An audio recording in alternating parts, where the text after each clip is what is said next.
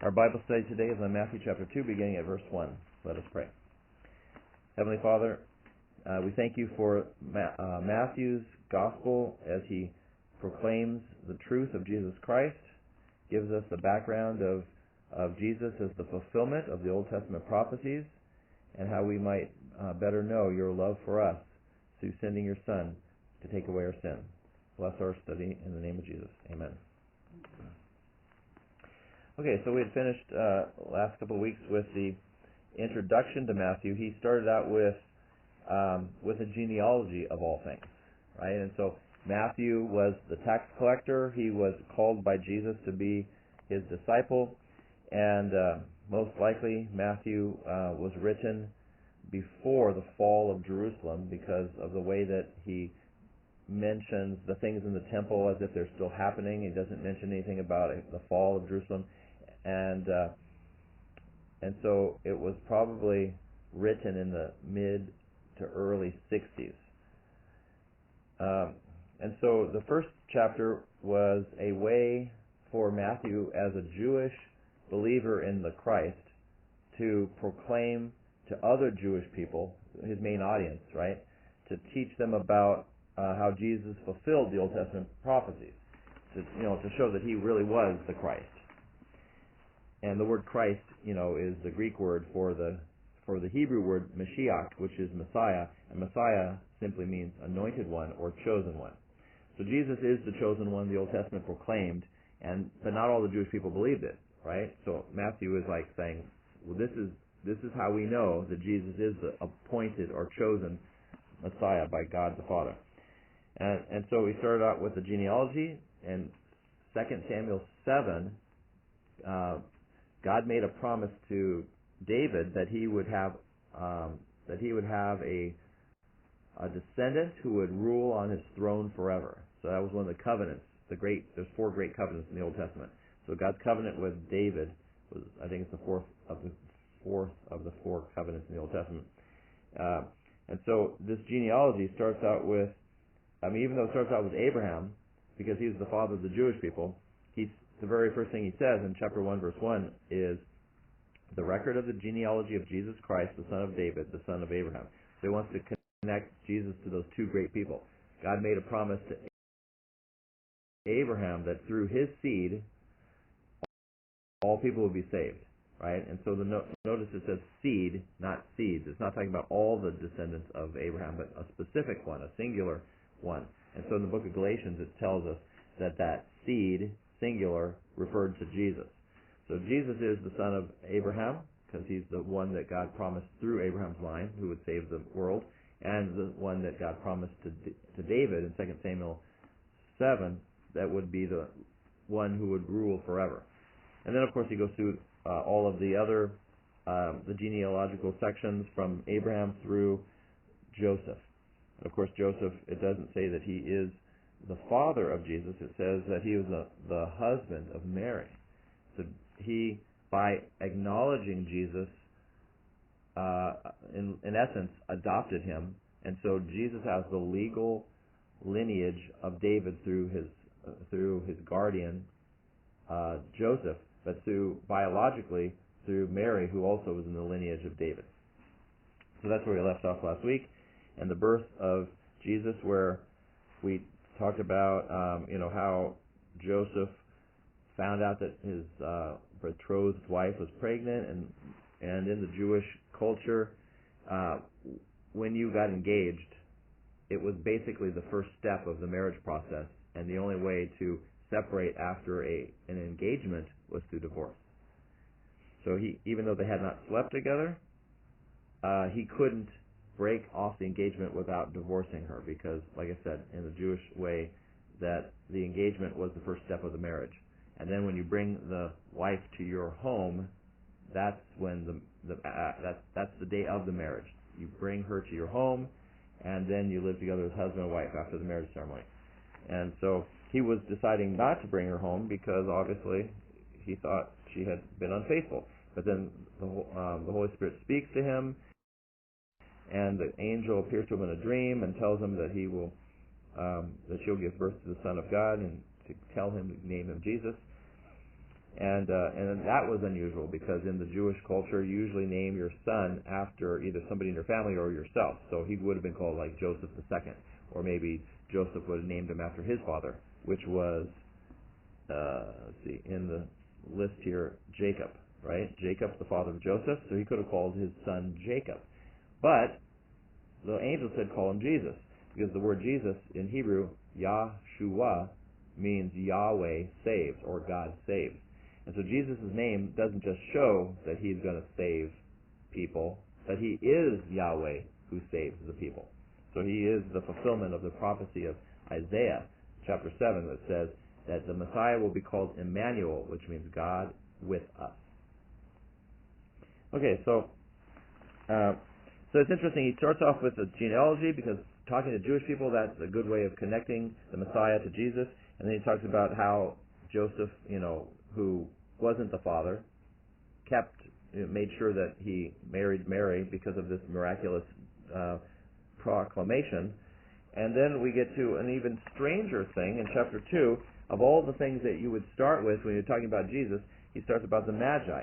Now, I think it's probably because, this is not true for everybody, but some scholars believe that Matthew was the first gospel written first, and then Mark would have been written. Now, like 99% of Mark's gospel is copied into Matthew and Luke. So it makes sense, more logically, to believe that Mark was probably written in the late 50s, and that Matthew and Luke used it as the basis of their gospels, and they added to it. Now, because some people, or through the centuries, this is a theory that started in the Middle Ages, because Matthew has traditionally been the first gospel in the New Testament, people have thought, it must have been written first. Well, it doesn't always work that way. You could just look at the Old Testament and see that you got, when you look at the minor prophets, if you notice the order, you might say, well, you got, the minor prophets look like they should be in order, chronologically. And so you got like Hosea, Joel, Amos, Obadiah, Jonah, Micah, Nahum, Habakkuk, Zephaniah, Haggai, Zechariah, and Malachi. So why are they in that order? And the order is less because of the chronology and more because of the length. And weren't you also saying this about the book of Job, how he might be older than Moses? Right. Well, yeah, it's pretty obvious that the book of Job is the oldest book of the Old Testament because of the writing style. Right. It'd be like if you looked at an English book written today, and you looked at a Shakespeare book. It's written in English as well, but because of the style of writing, it's obviously older style. So the book of Job was written in like ancient Hebrew, and it talks about things that were common during the time of the patriarchs. So we know that it was most likely written between 1900 and 1700 BC. So that's talking about the age, but the chronology of the Old Testament has more to do with the length. So they ordered the scrolls by the length. The longest ones come first, the shorter ones come later. And that doesn't always work, but it's possible that Matthew is first because it's longer, not because it was written first, right? So, I believe that Matthew had copied Mark because it makes less sense that Mark would have, if Mark copied Matthew, what he was doing was giving us the Reader's Digest version of the gospel and chopping a lot of stuff out. Why would anybody want to chop anything out? But it makes more sense that Matthew took Mark's gospel and said, this is a good start, let me add things that I remember from my personal experience with Jesus. So he was a disciple who actually walked with Jesus, whereas like Luke was he was a disciple but not one of the 12 apostles. And he was a follower or a companion of Paul's. And so Luke did not know everything by direct observance with Jesus, but he talked to the people who were with Jesus. So Luke interviewed all the apostles who were living so that he could get his information. But Matthew was actually one of the 12 apostles. Now he wasn't one of the closest. Like you got Peter, James, and John who were with Jesus at the Mount of Transfiguration. They were the only ones there. And they were with Jesus in certain other places and saw things that none of the others saw. So Matthew then is, he doesn't include some of the things that like John includes, obviously, because John saw and wrote about things that only he knew about. But Matthew also includes things that are of interest to him. And so one of these things that is of interest is showing that Jesus is the Messiah that the Old Testament promised. So all of the Old Testament scriptures are fulfilled in Jesus. So of all the Gospels, Matthew is the one that quotes the Old Testament the most, and it's also one of the Gospels that gives us the least amount of explanations about the Jewish customs. So it'll like say something and it won't explain it. But when you read Luke's Gospel, it'll say, that it talked about, how the Pharisees had lots of water on hand. Well, why? And he would say, because they performed ritualistic purifications often. So Luke explains why do they have all these jars of water? Because they would, have to wash their hands at every meal. And then, but wouldn't that be an explanation to Gentiles? Exactly, because non-Jews, right? So because Matthew was speaking to Jews, right, that was his main audience. Not that he was excluding other people. And the reason why we can see that he does write this to everybody, but his audience was Jewish, is because of chapter 2. He talks about the visit of the Magi. Why would he talk about these Gentile people from another country coming to visit the baby Jesus? Well, he wanted to include this to show the miraculous recognition of Jesus as the Messiah. Because when Jesus was born, he wasn't born as a king in a palace. He wasn't even acknowledged by the real king of Israel at that time, or the legal king, which was Herod the Great. When Herod the Great finds out about him, he wants to kill him. And so including this information about how Jesus' birth is prophesied in Isaiah as being the one who would be rejected by his own people, and that coming to his own did not know him, and they turned their backs on him. So the king of Israel wants to kill the true king of Israel.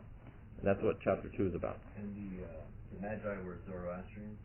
Yes. I don't know if we would necessarily about in Isaiah as being sent by God. Right. So my take on this is that, okay, the Old Testament, the Bible doesn't necessarily identify them as Zoroastrians because they're from Persia, and it doesn't even say that they're from Persia. It says they're from the east. What we would believe is, what was east referring to? It was east of Jerusalem. So let me just start with the first verse here. Chapter 2, verse 1. After Jesus was born in Bethlehem in Judea, during the time of King Herod, Magi from the east came to Jerusalem and asked, "Where is the one who has been born King of the Jews? We saw his star in the east and have come to worship him." So, the acknowledgement that he was born in Bethlehem is to fulfill the prophecy of Micah, right? In Micah, I think it's chapter 5, verse 2, that talks about how the Messiah will be born, O Bethlehem, the least of the tribes of Judah. It talks about how the Messiah will be born there. So Jesus had to be born in Bethlehem in order to be the Messiah. And then the king that he's talking about, King Herod, was Herod the Great. And he ruled from the time just before the birth of Jesus. So 37 to 4 BC is the time that he ruled. And so Jesus was most likely born around the very end of his reign. Why was Jesus born in 4 BC, before Christ? Well, because the dating system that we use started in the Middle Ages, the early Middle Ages, that the guy who started it miscalculated the date based on a misunderstanding of who the governor was in Israel at the time. And because he mistook one governor for another, his date was off by like 4 years. So Jesus' birth had to have happened at 4 BC based on, once they figured out that it was wrong, they already had been using it in the Roman Empire for a while, so they didn't want to change the dating system. They just kept it as is. So, it's funny how even today, like in the year 2000, people are thinking, 2,000 years since the coming of the Messiah, and but really it was 1996 that it would have been 2,000 years before when Jesus first came. Now we're not absolutely sure, because I've looked at some specific dating of the events based on Like, when was Jesus born? It tells us that he was crucified when he was he started his ministry when he was 30, because that was the time when a person went from being like too young to talk to people to becoming an elder, right? So he had to start when he was 30, and then he died when he was 33, 3 years after his ministry. And so if he was born around 4 or 3 BC, then he would have been crucified in 30 AD, which works out perfectly because it could be April 25th, but I've also read maybe it's April 15th.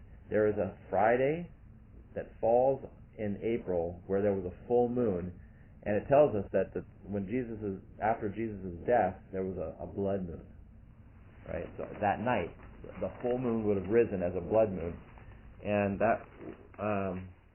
and so that is most likely the date when Jesus was crucified, and we can go backwards to the date when he was born, which would have been probably either 3 or 4 BC. When it talks about the Magi, the word Magi traditionally has been translated wise men. Doesn't it also coincide with the census?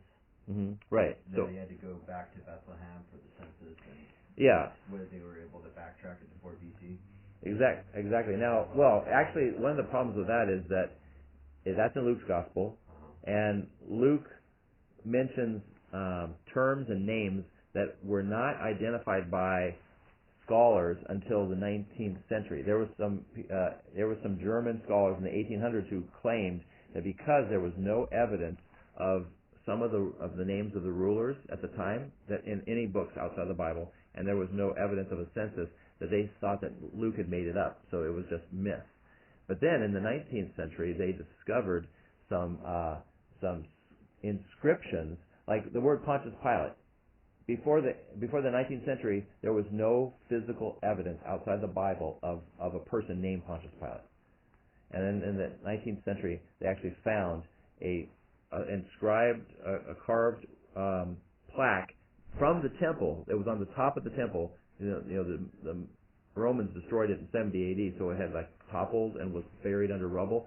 Well, in Israel, they've been excavating for centuries, and they found in the 1900s a plaque that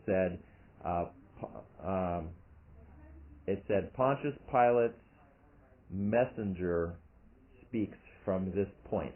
And so it was a place where the messenger would go over the top of the temple, and he would go to the corner of the temple, and he would stand there, and that would be the place where he would proclaim, because it was the highest point in the city, and it was a good place to hear from. So he would proclaim like news or announcements from that point. And so we actually have that plaque. You can go find it in the Israeli Museum now.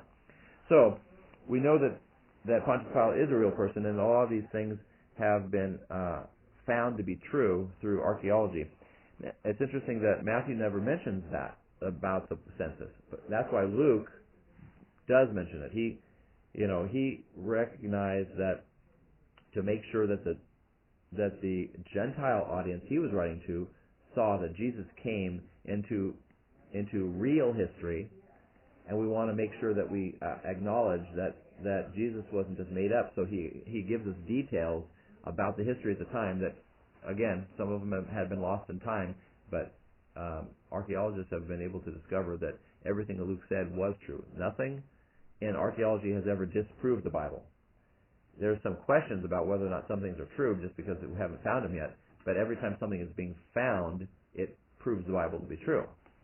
Even something as obvious as, who was the high priest at the time of Jesus' death? Caiaphas, right? Well, there has been for centuries no evidence of a man named Caiaphas. And then about 5, maybe 7 years ago, outside of the city of Jerusalem, they were plowing an empty lot in order to open a water park. And the bulldozer scraped the earth, and all of a sudden it collapsed. And underneath was a giant mausoleum that at the time of the first century was probably at ground level. And inside of it was the tomb of Caiaphas.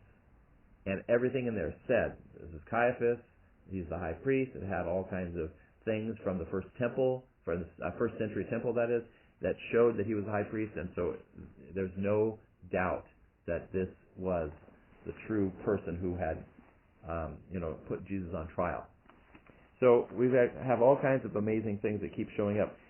Now, the Magi, all it says is they came from the east, and so because the word traditionally was translated as wise men, one of the easiest connections that we can connect in the Bible for this would be during the time of Daniel. So Daniel was a wise man for the kingdom of Babylon, and then when Babylon was destroyed by the Persians and took over, they just adopted all their wise men and brought them into the Persian Empire. And so it tells us in the book of Daniel how Daniel was so well, he wasn't liked. The other wise men were jealous of him, but he was so good at what he did because God had revealed to him, right, the dream of Nebuchadnezzar. And so he became like the leader or the one who organized the other wise men. So in Persia, the word magi even comes from a Persian word. He served under two different kings, several kings that is actually, from Nebuchadnezzar, and then Nebuchadnezzar's son and grandson, and then Belshazzar, which was his great-grandson, and then Cyrus, a Persian king, killed Belshazzar in the temple of his god, and he took over, and so he served all these different kings. He most likely was given after, remember in the Daniel and the lion's den story? So Daniel, because of the jealousy of the other wise men, they tried to have him killed by getting the king to pass a law that said if you prayed to any other god besides the king, because the king was supposedly a god, then you would be executed by going into thrown in his lion's den. So they knew that every day Daniel would pray facing the east towards Jerusalem. So they caught him doing it. They said, "Oh, remember, king, you passed this law." And the king didn't want Daniel to be killed because he was a friend of his, but the law was already enforced, and so they put him in the lion's den. The Lord shut the mouths of the lions, and then the next day he was still alive, so the king took him out and threw the other wise men in there, and they got eaten. Wouldn't he be praying west if he's in Babylon? That's true. It says he was an open window facing Jerusalem, so it would have been facing the west. Very good. And then, so he probably organized the wise men, and it tells us how when he was a young man under the Babylonians, he had to learn everything about the Babylonian culture, which included the language and the pantheon of the gods. So he would not eat the meat offered to the idols, and he wouldn't drink the wine offered to the idols, but he did have to learn about them. In fact, Shadrach, Meshach, and Abednego, which were the three young men who were also magi with him, were given Babylonian names that were named after the gods of the Babylonians. So even Daniel was given a name, a Babylonian name. So the thing is that they knew about the pantheon of these gods, and they probably had to study it. But the thing is that they never put their faith in these false gods. And so as the other wise men from the culture would have been under Daniel's organization later on, because he was elevated, he probably introduced other things, because the whole point was that these wise men had to know everything about everything. So it would have been absolutely important that the wise men would have studied the scriptures of the Jewish people, and to see that the prophecies of the Old Testament many of them had been fulfilled, right? So like Jeremiah prophesied the destruction of Jerusalem and how the people would go into exile for 70 years and they would be released. Well, that actually came true during the time of Daniel. Daniel saw that the exile ended when the Persian king Cyrus took over and released the Jews and told them they could go back and rebuild their temple. So that was proof that the God of Israel had revealed true predictions of history that came true for the prophets. And so this would have been something that the other wise men at the time would have said, well, gosh, if your God can give accurate predictions of the future, we need to study this stuff and see what other things might come true. And so at the time of Daniel, he was talking to the wise men about there's a prophecy of a coming of a Messiah who will come out of where? Out of Judah. and he will be the king of the Jews. So everything that the Magi are saying is something that they would have gotten from the Old Testament, that Daniel would have passed down as something that they should study. And even though Daniel had died, the things that he had set in place for the wise men to study through the centuries, so it's about 400 years from the time of Daniel's death to the coming of the Messiah. So over those 400 years, they had continued to study the scriptures of the Hebrew people in order to find out when these things would come true.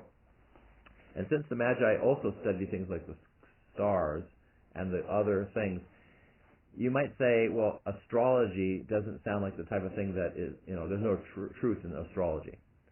Now, the way that astrology is practiced today, usually people use the movement of the stars to predict how your life would be affected by the so-called gods or whatever. In the ancient world, they also thought stuff like that. But they also believed if the God of the Hebrew people is the creator God, which Daniel would have taught, then God would use the creation to indicate how he was going to work in the world. If you look at Psalm 19, Psalm 19 says, "The heavens declare the glory of the Lord." So how is it that the heavens, or the word for heaven usually refers to the sky, it can refer to the atmosphere, the sky, and outer space. And so we're talking about how do the stars in the sky, because Psalm 19 talks about the sun is like a chariot running across the sky and following its circuit, right? And so it talks about the nature is speaking with words that you cannot hear, proclaiming God's glory. How do these things show themselves in nature? And so the Magi believed, and rightly so, that God would indicate something amazing was going to happen. And so they were looking for it. They didn't necessarily know what it would be, but when they saw it, they came looking for the King of the Jews, the promised Messiah. Now, it says that, we read in verse 2 that they said, "We saw his star in the east." Now, just a little aside here. We usually think about that there was how many wise men? 3. Yeah, and why do we think that? Does that have to do with the story of the shepherds in John? No, it has to do with when they finally show up at Jesus' doorstep.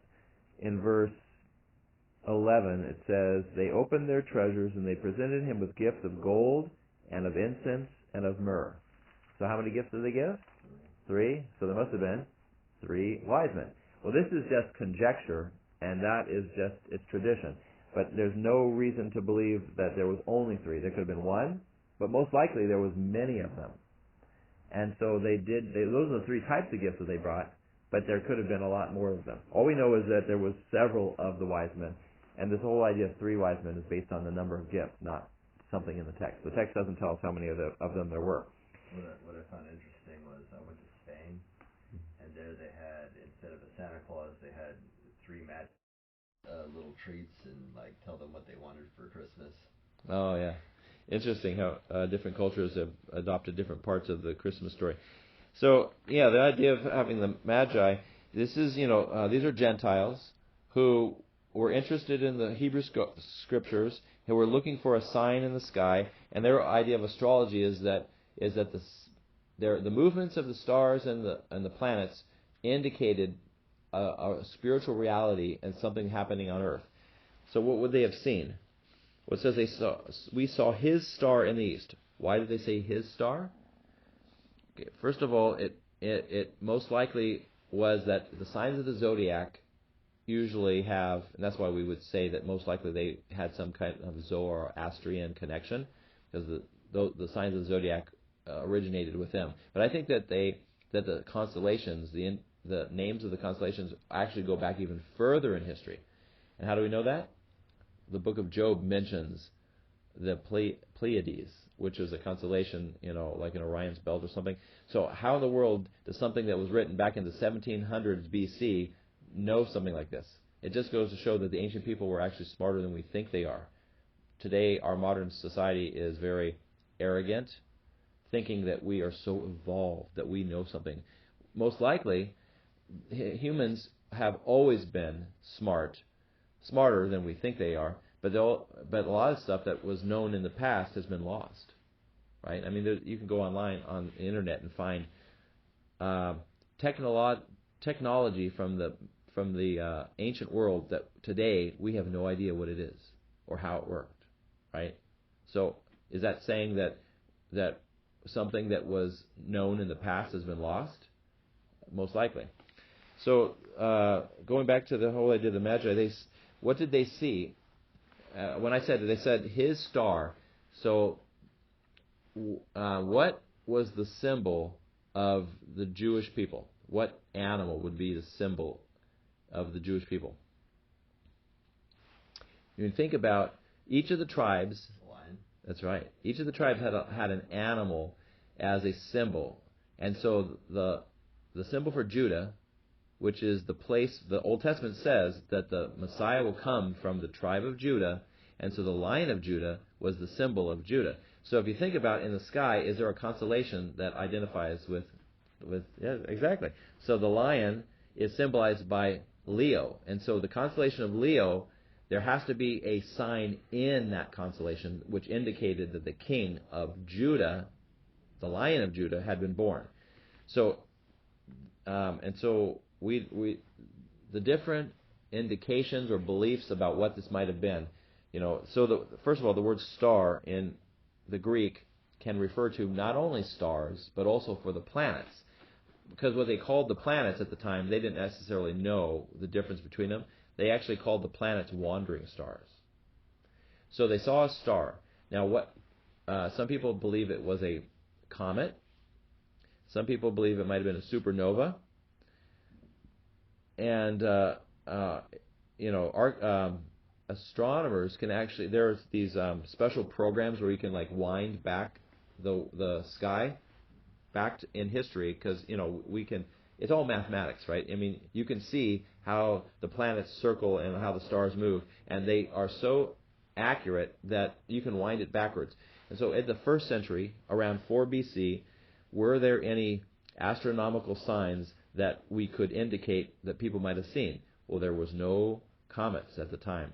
There were no supernovas at the time, and actually, a lot of these things were indicated by the Chinese. The Chinese have written about all of the supernovas and all of the comets that have been seen in the sky for way back in history. And so we know for a fact that there has been none of them that happened at that time.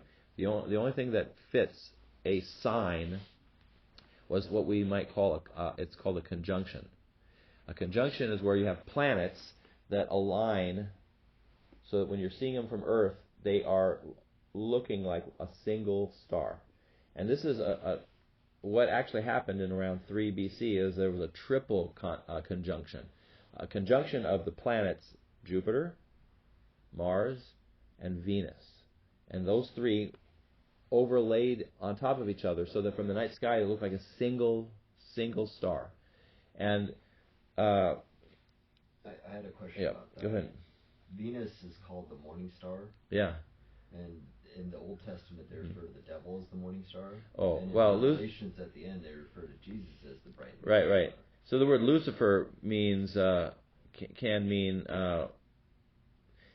I think it means morning star, but I think that there are two different words to indicate what that means. So there is a thing called a bright morning star, which like Venus, and then a morning star, which I think it uses a different word that's not the same as the word for Venus, is used for Lucifer. Okay, so he's like a bright. Similar translation. No, it's a different word. There's different words. Yes, there was different words, but they translated it both exactly. as morning star. Right. So Jesus obviously is not the same as Lucifer. That's why usually when you see the word bright morning star, the word Lucifer, a lot of times they'll just keep it as Lucifer, because if you translate it, then it becomes a problem for people reading it in English. So some places in the Old Testament where you see the word Lucifer, they just name the name rather than try to translate it. Because most Hebrew words that are names are actually words as well. For instance, the word Joshua means God saves. It's also the name of Jesus. So this conjunction this is, I've done a lot of research on this, and I believe that this is the most likely candidate for the Magi, what they saw. It would have been a conjunction of Venus, Mars, and Jupiter in the constellation of Leo, and they would have been. And so this whole idea of how does a star, as it talks about, move, right? And going a little further, it talks about how, that this. If you jump ahead to verse 9, when King Herod wants them to report back to him about what he finds, and so because they know, the Magi go to the city of Jerusalem where the king is, and because they figure, the people in Judah, they should know about this, right? I mean, obviously they're the ones who told us about it hundreds of years ago, so they should be looking for it. So they say, where's the king of the Jews? And the king of the Jews, Herod, says, I want to find out who this guy is so I can kill him. And so he sends them off on their way. And it says, in verse 9, after they had heard the king, they went on their way, and the star they had seen in the east went ahead of them until it stopped over the place where the child was. How in the world can a star stop? And the answer is that if it is a planet, then when a planet is rotating toward the Earth, when the Earth is moving toward it, it's called retrograde motion. So retrograde motion is like, usually when you see the stars in the sky, they all circle around the North Star. Like if you take a photo with a long exposure, you'll see the North Star and all the other stars go around it. But the planets go side to side, and sometimes they'll go this way, and sometimes come back the other way, depending on the orbit. So the Earth's orbit, it's kind of like if you're driving in a car next to another car, and you're coming up fast to that car, it looks like the car is slowing down, right? And so if you're going the same speed, you're next to each other. If the car speeds up, then it goes ahead of you. What happens if the car ahead of you starts coming towards you? It's not because it's actually coming toward you. It's because you're going faster than it is. You understand? So you're both moving forward, but one of you is moving forward faster than the other. And so it looks like it's coming toward you, even though it really isn't. It's not coming toward you. You're both moving ahead. And so the same thing is true of the planets. As the Earth and these other planets, as the Earth is rotating around the sun, it's closer to the sun, it's going faster, so the other ones are further out. So it looks like they're coming toward the Earth, so instead of moving away in the sky, they actually stop. And they're not really stopping, it's just that from the viewpoint of the Earth, they look like they're stopping, because it's like a car. If you have two cars traveling at this exact same speed, then they look like they're stopped. If one of them is going faster, then they come towards each other. One's going slower, they look like they're separating, and it has to do with the speed. And so it's called retrograde motion. Astronomers have discovered that these three planets in conjunction around 3 BC did this. They came over the area of the sky, which would have been where Bethlehem was, and they would have moved over that part, and then over several days, when it says it stopped, it took several days of travel, right? So why would it look like the star stopped? That's because they were following it each night, and it seemed to be moving to a different part of the sky each night, and all of a sudden, it stopped moving. It stayed for over a week in the same spot of the sky, which would have been very unusual, and that would have been the indication for them that that this is the place, the direction they should go.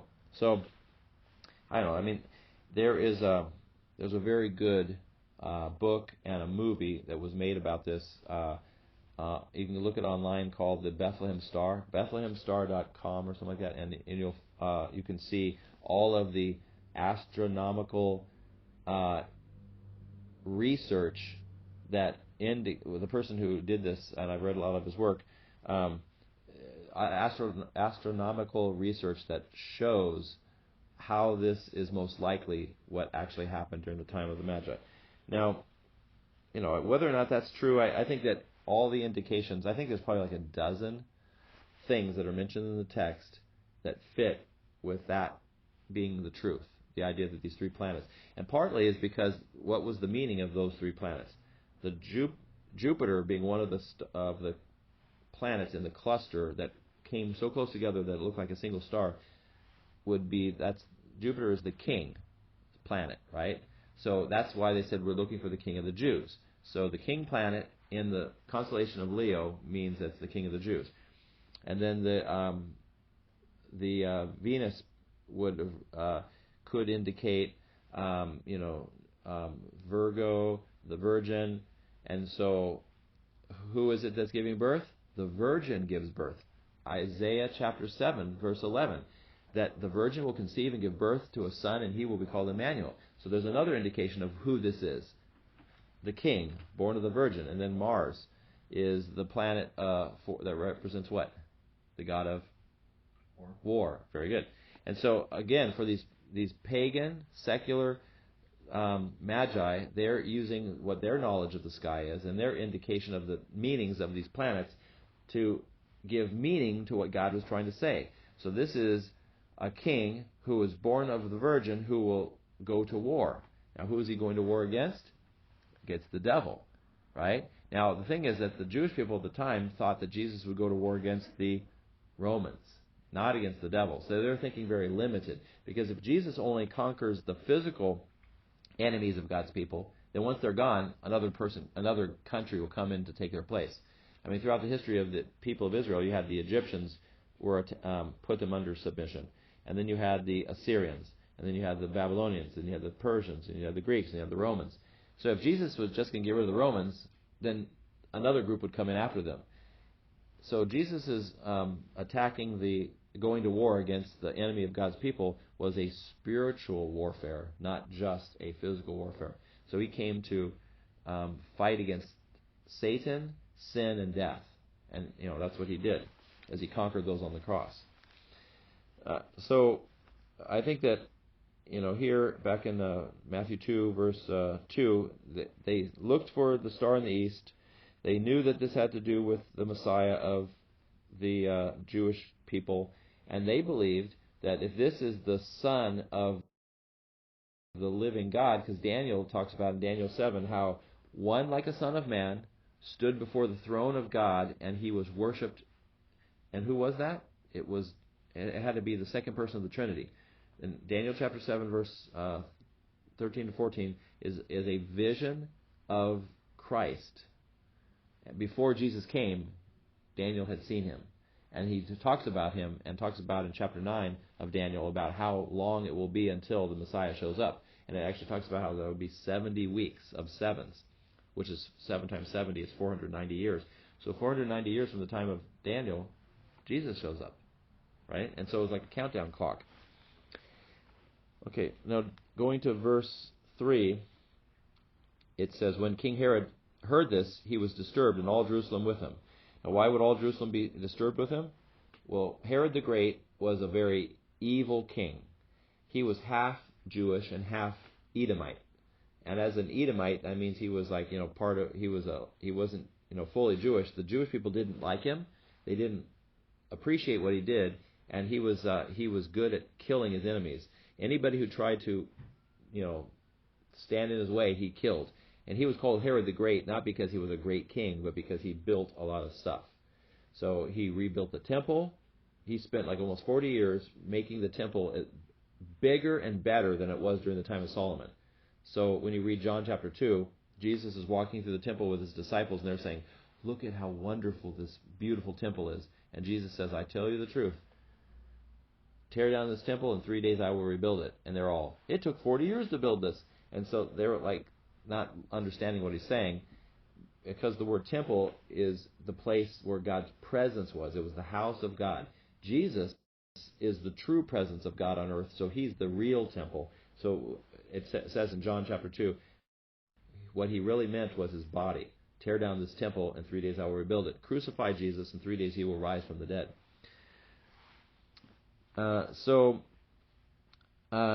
Herod was an evil man who killed people who got in his way. So all Jerusalem was disturbed with him, because they knew if there was a contender to the throne, then there was going to be some bloodshed. And so people just didn't like to know about these bad things, because Herod was out for blood. And so, unfortunately, the Magi didn't understand what was happening, because they got caught up in it. They didn't realize. in verse 4 says, when he had called together all the people's chief priests and teachers of the law, he asked them where the Christ was to be born. So the Magi are saying that they're here to find the King of the Jews. He asks the chief priests and the rabbis where would the Messiah be born, and it's obvious from the Old Testament. Micah chapter 5 says, I think it's verse 2, says that the Messiah will be born in Bethlehem. So that's what it says in verse 5. In Bethlehem in Judea, they replied, for this is what the prophet has written. But you, Bethlehem, in the land of Judah, are by no means the least of the rulers of Judah, for out of you will come a ruler who will be the shepherd of my people Israel. And so Micah 5 verse 2 is the prophecy that Matthew quotes from that, and also what the very passage that the chief priests and the scribes quoted. Right? So it's interesting how Matthew is Jewish, trying to show that Jesus is the Messiah, and even the people who didn't believe in Jesus said the same thing that he's using here. Right? The people who rejected Jesus acknowledged that the Messiah had to be born in Bethlehem, which is where Jesus was born. Okay, and so this passage I think is helpful to understand how Micah lived in the 8th century BC. He was a contemporary of Isaiah's, and he told about the coming of the Messiah, over 700 years after his time. And the idea that Bethlehem was the place where the Messiah had to be born was partly because that's where David was born. And Jesus had to come from the line of David. So to be a true king in the line of David, he also had to be from the same place David was from. Yeah. Right, so David is born in Bethlehem. Jesus is born in Bethlehem. Shows he's the greater David. Also, I wondered what you thought about this. The Herod's reaction to the news about Jesus, about the birth, about the king, and right, jealousy. He's gonna go kill all the male children. Right. In Bethlehem for 2 years worth. Yeah, because he's not sure when it happened, so he wants to cover all his bases. In Exodus 1:15, they're talking about Pharaoh doing the same thing. Exactly. Yeah. Yeah, and so when Moses is born, the Pharaoh is trying to kill all the male children, not because he was trying to get rid of any specific one, but because the people of Israel were growing so fast. Right. And so God protected Moses, just as he's protecting Jesus. So Jesus, right, in essence, his birth is similar to David's, born in the same city, similar to Moses's, born at a time where his life is endangered by a king. And all those are fulfillment of the prophecies, because in Deuteronomy 18, Moses says, after me will come a prophet who is greater than I. So how can Jesus be the prophet greater than Moses? Well, he is attacked like Moses was attacked, but he came to give us a greater message than Moses, because he doesn't just bring us the law, he brings us the gospel. And he is not only just a prophet, but he is the Son of God in the flesh. So all those things are the fulfillment of the prophecy. And so we'll see a lot of these Old Testament prophecies that Matthew wants to include in his gospel in order to show how Jesus fulfills those. And also he has jealousy, right? So Herod is jealous, and he wants to keep the kingship. Now, obviously, a baby who's born wouldn't become a king until a lot later. And yeah, but see, because Herod the Great was not from the tribe of Judah. He was only half Jewish, and so the Jewish people didn't even acknowledge him as the real king. The only reason he was ruling was because Rome had handpicked him and put him on the throne as like a puppet king. So he was ruling only because the Romans put him on the throne and wanted to control him. And of course, he obviously had enough sway and power because he embarked on this building project that took over 40 years, where he built, Caesarea. He built a seashore palace. He built a summer palace. He built up all these places. Masada. He had a place up on top of this mountain where he had this wonderful fortress. And so Herod the Great probably brought Israel to kind of their heyday. It was the time when the people of Israel, even though they were under the Romans, probably had the greatest influence and power, and they looked probably the best. So Jesus shows up at the time when the country of Israel is really coming along as a very strong nation, even though they were still under the Romans. the Romans were like basically satisfied with the people of Israel as long as they paid their taxes, right? So as long as they were paying money, they said, you guys can do whatever you want. Part of the difficulty was that the Roman Empire required people to worship the emperor, but the Jewish people had fought against the Greeks for the very thing. The Greeks tried to force them to worship Zeus, and they wouldn't do it. They would rather die than worship an idol. So when the Romans came along, they thought, well, the Greeks couldn't get them to do this, so let's not make the same mistake. So they told the Jewish people, you guys can worship your God all you want as long as you pay us taxes. And so they probably had a special tax. They had like a temple tax. They had like a tax for being a Jewish. They had a tax. So they paid a little bit more taxes than other people, and the Romans let them do what they wanted to do. So they had their temple and they worshiped their God, and they did not have to worship idols. But the King Herod, he probably was able to do all these building projects because he also was including the taxes for the Romans. He was increasing it so he could scrape off as much taxes as he could for himself to do the building projects. And so he was trying to make a name for himself by his building projects. So, his jealousy is seen in the way he reacts. So even though he hears the prophecy from the priests and the scribes and the Pharisees, and it tells us that this Messiah will be from Judah, that he will come from a place that's it's a humble beginning, right? Because to come from a small place like Bethlehem shows your humility. So it shows us the Messiah will be a humble king. He's not coming as like a person who's going to lord it over other people. But also it shows us he will be a shepherd king. And if you look in Ezekiel 34, God condemns the kings of Israel for the way that they treated their people. And it says that the kings of Israel were evil shepherds. And then Ezekiel 34, God says, yet I will be the shepherd of my people, and I will lead them to green pastures, and I'll take care of my people.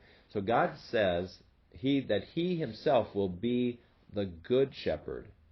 So in John chapter 10, when Jesus says, I am the good shepherd, he's not just saying that he's a shepherd. He's actually saying he's God. Because God is the one who said he would shepherd the people, and Jesus fulfills that prophecy.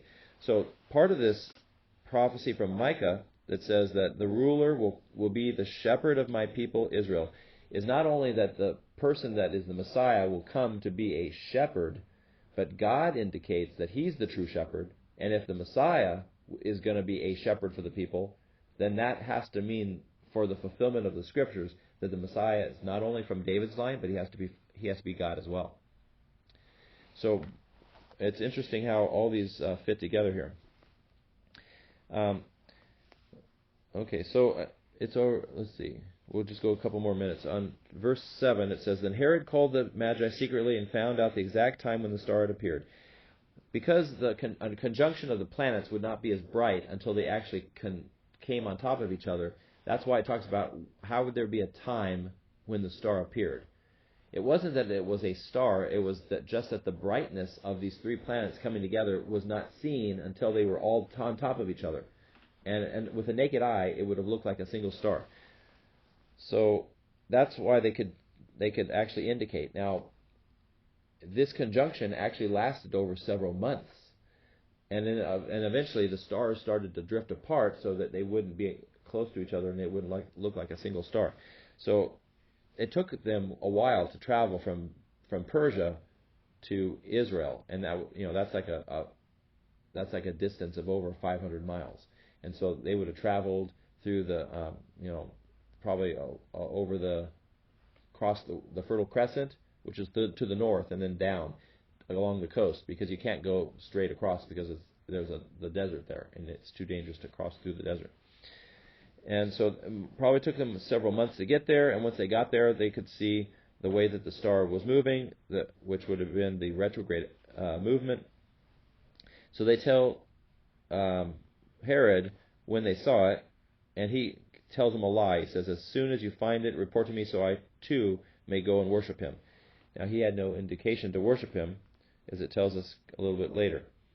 In verse 9 it says, after they had heard the king, they went on their way, and the star they had seen in the east went ahead of them until it stopped over the place where the child was. Again, this indicates, that it couldn't have been a supernova or any other kind of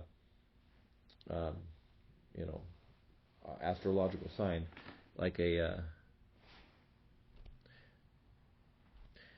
couldn't be a comet either, because there's no comets that came around at this period of time. But it shows that it showed that Bethlehem was the place that they were supposed to go, and they were also told by the priests that was the city that the Messiah would be born in. In verse 10, it says, when they saw the star, they were overjoyed.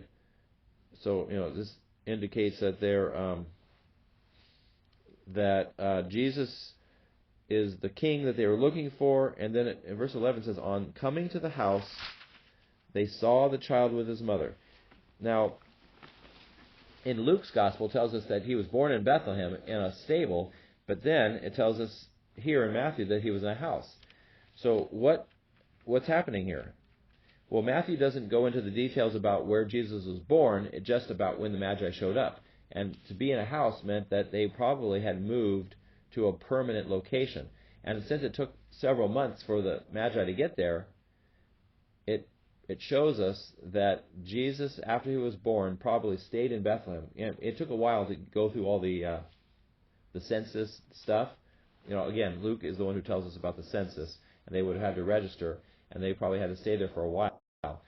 Now the Magi show up, and the Christmas there's Christmas Day, which is December 25th. Now the dating of that has more to do with tradition. We don't know when Jesus was actually born, but the Magi would not have come on Jesus' birth. They would have come a little bit later. So the church celebrates what we call the Gentile Christmas on the 12th day of Christmas, which is January 6th, Epiphany. So we celebrate Epiphany is the coming of the Magi, and we know that it was a later period of time. Just a quick thing about December 25th. Why is that the date?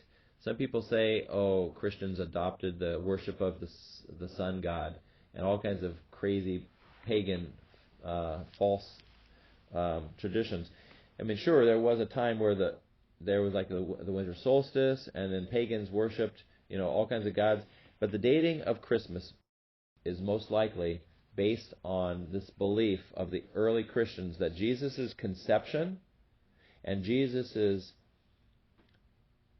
death happened on the same day, because Jesus lived a perfect life. So the early tradition was that the date of Jesus' death would have been on April 25th, and that would have been the day that Jesus was conceived, April 25th. He came into the world on the same day that he died on the world. They died in the world. So if you go 9 months from April 25th, that's where you get the date of December 25th as the birth of Jesus. So that's one of the ways in which the early Christians came up with the date of Christmas. It was symbolic more than it was an actual time when Jesus was born.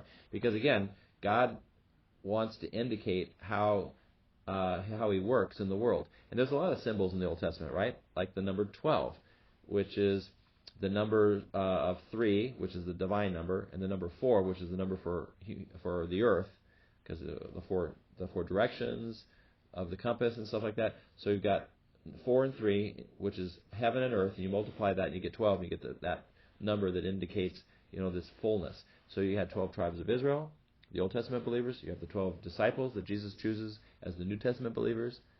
And so there's lots of symbols that are found in the Bible. And even here, you got the symbols of the stars, and why that indicates to the Magi that Jesus is the true King of the Jews. And it tells us that they bowed down and worshipped him, and they opened their treasures and presented him gifts of gold and incense and myrrh. Obviously, these are gifts that you wouldn't give to a baby, but they're gifts you would give to a king. And even incense and myrrh incense is sometimes called frankincense, and it was a type of crystalline sap from a tree in North Africa that when you dried it, you use it for burning incense. You light it on fire and it would smolder, and it would make a beautiful aroma, kind of like pine or something. And so this was something that was so valuable that it was worth more than its weight in gold. And then the myrrh. So frankincense is this crystalline sap that you burn as incense, and then the myrrh would have been where you take some of these kinds of incense and you soak them in olive oil, and then the olive oil takes on the smell and the aroma of the frankincense. And what you do is you'd pour that on things. It was an antiseptic, so it was a type of medicine. So you pour the myrrh on a wound, and it would kill the germs, it would heal it. And so it was something very valuable as well, worth almost more than its weight in gold. So these three things were so valuable that when they gave this to the holy couple, they would be able to take this with them when they went to Egypt to escape from Herod, and use this as money to support themselves to live in Egypt for several years. They lived there several years before Herod died, and then they finally moved back to Israel. And so that's why these gifts, God made it possible for them to bring these gifts to Jesus so that the parents could care for him. And the last verse here in this section, verse 12, and having been warned in a dream not to go back to Herod, they returned to their country by another route. So just as God had talked to Joseph about taking Mary as his wife, now God gives a dream to the Magi so that they would also avoid making the mistake of telling Herod where the Messiah was. So he leaves, and that's why we find out that Herod goes, jumps into his plan about killing off all the babies because he doesn't know how old the child is at the time that he finally figures this out, because the Magi never showed back up. So it doesn't tell what country they went to, but obviously they're going back probably to Persia. And so I think that this is really bringing full circle from Daniel and his indication of when the Messiah would be born 490 years later. And then he had told the wise men when this would happen, and they are the ones who come back looking for the baby Jesus. Okay. Well, next week we'll continue at verse